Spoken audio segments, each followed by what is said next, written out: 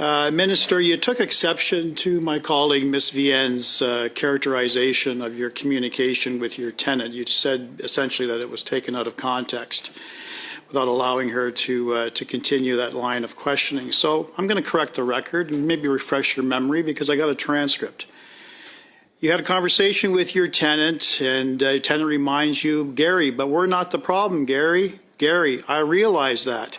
Gary, if I were to redo this from the beginning, like I'm picking up where it was left off, Gary, listen, I told you if I were to redo this from scratch, I would have a very different approach to this.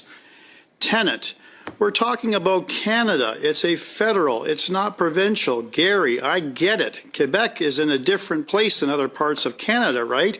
And this is something that very much a big, big, big deal for many of the Quebec electorate that voted for us, right?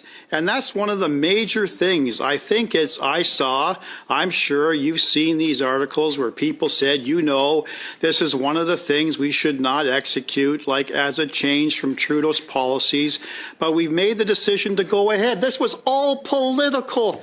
Minister, this has got nothing to do with public safety. Law enforcement has consistently told you that from coast to coast to coast, and I would dare say probably in private discussions with the RCMP that they have told you that the problem facing Canadians and victims, particularly women, are not lawful gun holders, but those criminals, those thugs who have easy access to illegal stolen firearms that are pouring into our country. You knew that. You explained that to your tenant. So don't lecture my colleague for saying something out of context. This is something you said, and your points are well taken that this was a political maneuver. This is not going to make people safe.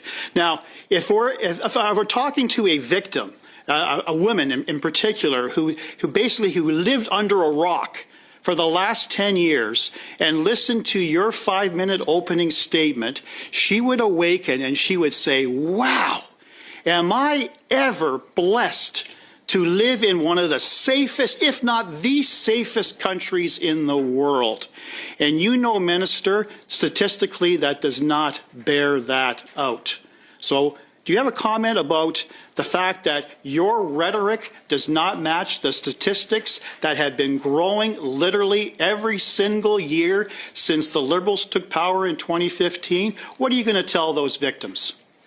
Let me first at the outset, Mr. Brock, tell you that when I